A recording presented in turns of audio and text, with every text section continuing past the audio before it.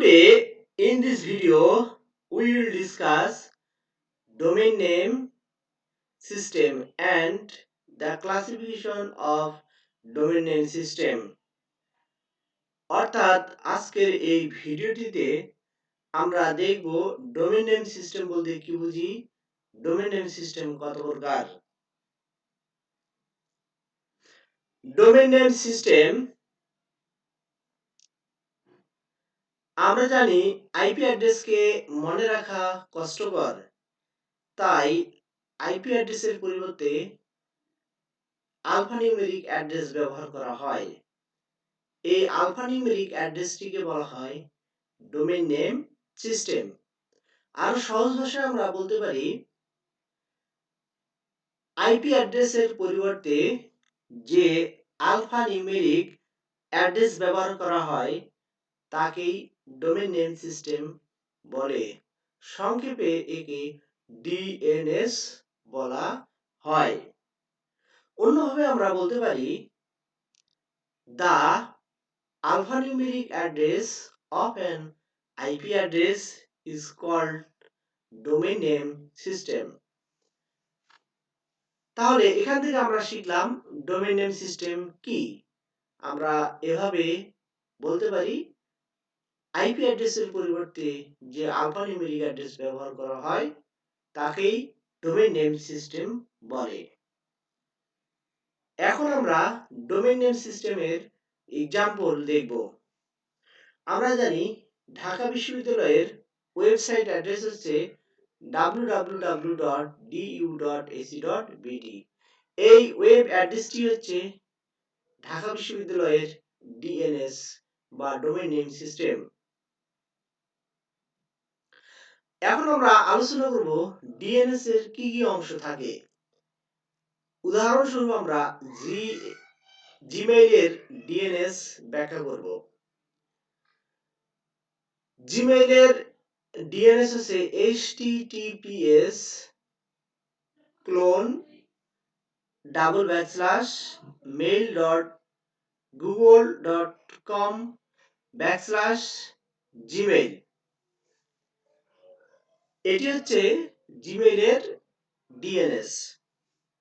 একটা ডিএনএস এর শুরুতেই প্রোটোকল থাকে, এরপর থাকে সাবডোমেইন, এরপর থাকে ডোমেইন এবং শেষে থাকে top level domain. Top level ডোমেইনের পরে থাকে পাথ বা ডিরেক্টরি। এখানে আমরা দেখতেছি HTTPS, এটি হচ্ছে একটি প্রোটোকল, অর্থাৎ এই প্রোটোকল দিয়ে ডাটা ট্রান্সমিট হবে, সেন্ড হবে, রিসিভ হবে। HTTPS এর পূর্ণরূপ হচ্ছে হাইপারটেক্সট ট্রান্সফার প্রোটোকল সিকিউর। এই প্রোটোকলের পরেই থাকে সাবডোমেইন। এখানে মেইল হচ্ছে সাবডোমেইন। সাবডোমেইনের পরে থাকে ডোমেইন। এখানে গুগল হচ্ছে ডোমেইন। ডোমেইনের পরে থাকে টপ লেভেল ডোমেইন। এখানে .com হচ্ছে top level domain. Top level ডোমেইনের পরে ব্যাকস্ল্যাশ দিয়ে যা থাকে তা হচ্ছে পাথ বা ডিরেক্টরি। এখানে জিমেইল হচ্ছে ডিরেক্টরি। এখানে চিত্রে সুন্দর করে দেখানো হয়েছে, এটি হচ্ছে প্রোটোকল। প্রোটোকলের পরে রয়েছে সাবডোমেইন মেইল। সাবডোমেইনের পরে থাকে ডোমেইন। গুগল হচ্ছে ডোমেইন। .com হচ্ছে টপ লেভেল ডোমেইন। আর টপ লেভেল ডোমেইনের পরে থাকে পাথ, অর্থাৎ যেখানে এই ফাইলটি গিয়ে জমা হবে সেটি হচ্ছে পাথ। তাহলে এই ফিগার থেকে আমরা কি বুঝলাম, একটি ডিএনএস এর কি কি অংশ থাকে। একটি ডিএনএস এর শুরুতে থাকে তার প্রোটোকল, প্রোটোকলের পরে থাকে সাবডোমেইন, সাবডোমেইনের পরে থাকে ডোমেইন, ডোমেইনের পরে থাকে টপ লেভেল ডোমেইন এবং টপ লেভেল ডোমেইনের পর ব্যাকস্ল্যাশ দিয়ে থাকে ডিরেক্টরি বা পাথ। এখন আমরা আলোচনা করব ডোমেইন নেম সিস্টেম কত প্রকার। আমরা জানি ডোমেইন নেম সিস্টেম বা ডিএনএস হচ্ছে দুই ধরনের, একটি হচ্ছে কান্ট্রি ডোমেইন এবং আরেকটি হচ্ছে জেনারিক ডোমেইন। কান্ট্রি ডোমেন এবং জেনেরিক ডোমেন। এখন আমরা কান্ট্রি ডোমেন ব্যাখ্যা করব। কান্ট্রি ডোমেন বলতে আমরা কি বুঝি? একটি ওয়েবসাইট কোন দেশের তা বোঝানোর জন্য ওই দেশের নামের দুটি লেটার ব্যবহার করা হয়, একে বলা হয় কান্ট্রি ডোমেন। একটি ওয়েবসাইট কোন দেশের তা বোঝানোর জন্য আমরা ওই দেশটির নামের দুটি লেটার ব্যবহার করি, একেই বলা হয় কান্ট্রি ডোমেন। যেমন একটি ওয়েবসাইট যদি বাংলাদেশের হয় তাহলে কান্ট্রি ডোমেন হিসেবে বিডি ব্যবহার করা হবে। যদি ওয়েবসাইটটি সিঙ্গাপুরের হয় তাহলে কান্ট্রি ডোমেন হবে এসজি। যদি ওয়েবসাইটটি যুক্তরাজ্যের হয় তাহলে কান্ট্রি ডোমেন হবে ইউকে। উদাহরণস্বরূপ আমরা ঢাকা বিশ্ববিদ্যালয়ের ডিএনএস থেকে দেখতেছি যে এর ওয়েব অ্যাড্রেস হচ্ছে www.du.ac.bd। এখানে এই বিডি হচ্ছে কান্ট্রি ডোমেইন, অর্থাৎ বিডি দ্বারা বোঝা যাচ্ছে যে এটি হচ্ছে একটি বাংলাদেশের ওয়েবসাইট। এখন আমরা আলোচনা করব জেনেরিক ডোমেইন বলতে কি বুঝি। আসলে জেনেরিক ডোমেইন বলতে 7টি জেনেরিক ডোমেইনকেই বুঝি। এগুলো হচ্ছে .net, .com, .edu, .gov, .int, .mil, .org। এই 7টি জেনেরিক ডোমেইন রয়েছে। এখন আমরা এই জেনেরিক ডোমেইনগুলোর পুনরূপ আলোচনা করব। প্রথমে আমরা আলোচনা করব .net।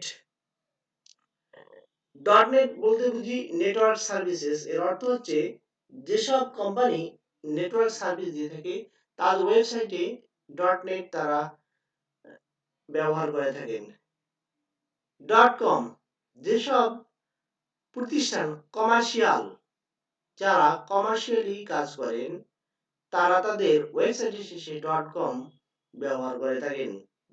.edu এডুকেশনাল ইনস্টিটিউট, বিভিন্ন ধরনের শিক্ষা প্রতিষ্ঠান, স্কুল, কলেজ, ইউনিভার্সিটি তাদের ওয়েবসাইটে .edu ব্যবহার করেন।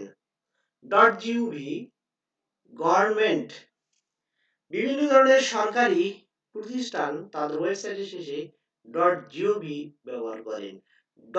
.int ইন্টারন্যাশনাল অর্গানাইজেশন, যেসব প্রতিষ্ঠান সারা বিশ্বব্যাপী তাদের কার্যক্রম পরিচালনা করে তাদেরকে ইন্টারন্যাশনাল অর্গানাইজেশন বলা হয়।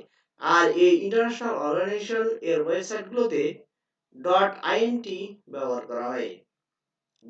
.mil আর্মড ফোর্সেস, অর্থাৎ সশস্ত্র বাহিনীর ওয়েবসাইটগুলোতে .mil ব্যবহার করা হয় থাকে। যেমন আমরা বলতে পারি বাংলাদেশ আর্মি, নেভি এবং এয়ারফোর্সের ওয়েবসাইটগুলোতে আমরা .mil দেখতে পাই। .org নন প্রফিটেবল অর্গানাইজেশন, যেসব প্রতিষ্ঠান সারা বিশ্বব্যাপী মানবতার জন্য ফ্রি কাজ করে তাদেরকে বলা হয় নন প্রফিটেবল অর্গানাইজেশন। আর এই ধরনের অর্গানাইজেশন এর ওয়েবসাইটে .org থাকে। যেমন উদাহরণস্বরূপ আমরা বলতে পারি জাতিসংঘের বিভিন্ন ধরনের ওয়েবসাইটে আমরা দেখতে পাই .org, কারণ জাতিসংঘ বা ইউএন হচ্ছে একটি নন প্রফিটেবল অর্গানাইজেশন। এখন আমরা আলোচনা করব ডোমেইন নেম সিস্টেমের কি কি সুবিধা রয়েছে। আমরা জানি ডিএনএস কে সহজেই ব্রাউজারে ইনপুট দেওয়া যায়। এরপর ডিএনএস যদি আমরা জানতে পারি তাহলে, অর্থাৎ ডিএনএস জানা থাকলে আইপি অ্যাড্রেস জানার প্রয়োজন নেই। যদি কোনো একটি ওয়েবসাইটের আমরা ডিএনএস জানি তাহলে তার আইপি অ্যাড্রেস আমার জানার প্রয়োজন নেই। ডিএনএস সহজেই মনে রাখা যায়। যেমন www.du.ac.bd বলতে ঢাকা ইউনিভার্সিটির ওয়েবসাইটকে বুঝি, যা খুব সহজেই মনে রাখার মতো। তাহলে আজকের এই ভিডিও থেকে আমরা কি কি শিখলাম? প্রথমে শিখলাম ডিএনএস বা ডোমেইন নেম সিস্টেম বলতে কি বুঝি। ডোমেইন নেম সিস্টেম হচ্ছে আইপি অ্যাড্রেসের পরিবর্তে যে আলফানিউমেরিক অ্যাড্রেস ব্যবহার করা হয় তাই হচ্ছে ডিএনএস বা ডোমেইন নেম সিস্টেম। এরপর আমরা দেখলাম ডিএনএস দুই প্রকার, country domain, generic domain. Country domain বলতে আমরা বুঝি যে কোনো একটি দেশের ওয়েবসাইটকে বোঝানোর জন্য ওই দেশের নামের দুটি লেটার ব্যবহার করা হয়। যেমন বিডি দ্বারা বাংলাদেশের ওয়েবসাইটকে বোঝানো হয়। এরপর আমরা শিখলাম জেনারিক ডোমেইন। 7টি প্রচলিত জেনেটিক ডোমেন রয়েছে, যেগুলো আমরা আগেই দেখে আসলাম। এরপর শিখলাম ডিএনএস এর সুবিধা। ধন্যবাদ।